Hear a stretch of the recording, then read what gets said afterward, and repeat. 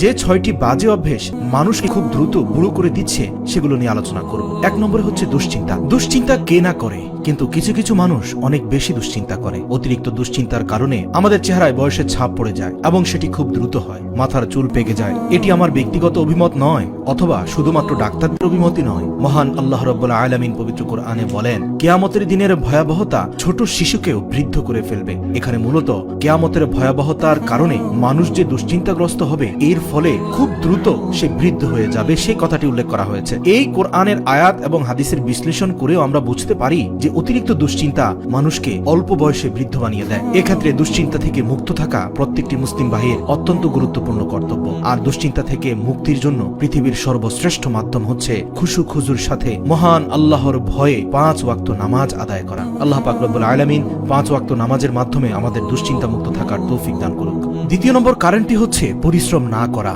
পরিশ্রম না করলে শরীরের কোষগুলো আস্তে আস্তে অলস হয়ে যায়, কার্যক্ষমতা হারিয়ে ফেলে।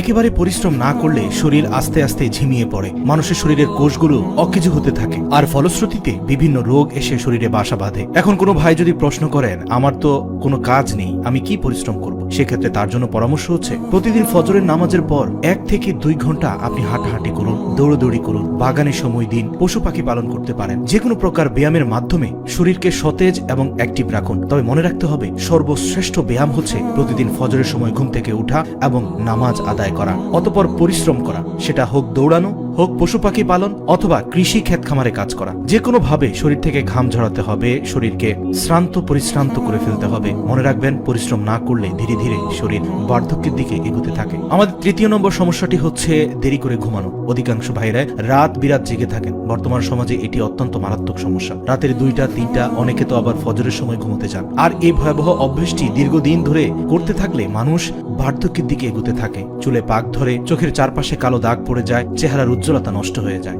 6 নম্বর সমস্যাটি হচ্ছে অনেক কম পরিমাণে পানি পান করা। এই অভ্যাসটি আমাদের অত্যন্ত বাজে। প্রতিদিন বেশি পরিমাণে পানি পান করতে হবে। অন্তত 6 থেকে 7 লিটার পানি একটা সুস্থ মানুষের পান করা উচিত। এই ক্ষেত্রে খাবারের পরপরই পানি না খেয়ে আধা ঘন্টা বা 1 ঘন্টা পরে পানি খাওয়া উচিত। রাসূল পাক সাল্লাল্লাহু আলাইহি সাল্লাম একদমে পানি খেতে নিষেধ করেছেন। 3 ছিপে পানি খেতে বলেছেন, কেননা কিয়ামতের দিন জাহান্নামী ব্যক্তিরা পিপাসার্ত হয়ে 1 ঢোকে পানি খাবে। তাই 1 নিঃশ্বাসে নয়, রাসূলের সুন্নত অনুযায়ী 3 নিঃশ্বাসে পানি পান করুন, ঘন ঘন পানি পান করুন এবং বেশি পরিমাণে পানি পান করার চেষ্টা করুন। এরপরে হচ্ছে তেলে ভাজা খাওয়া। তেলে ভাজা খাওয়ার বদভ্যাস অনেকেরই আছে। বিশেষ করে বাড়িতে তৈরি করা তেলে ভাজার থেকেও বাজারে দোকানে পাটে বিক্রি করা তেলে ভাজা আমাদের শরীরের জন্য অত্যন্ত ক্ষতিকর। কেননা সেখানে এমন তেলের উপরে অনেক খাবার ভাজা হয় যে তেলটি অন্তত 1 মাসেরও বেশি পুরনো। এতে ভয়াবহ রোগে আক্রান্ত হয় এবং সবচেয়ে বেশি হয় আমাদের আয়ুষ্কাল কমে গিয়ে চামড়ায় ভাঁজ পড়ে যায়, এবং এটিও বার্ধক্যের একটি অন্যতম কারণ। সর্বশেষ কারণ হচ্ছে ধূমপান এবং মদ্যপান। ধূমপান এবং মদ্যপান ইসলামে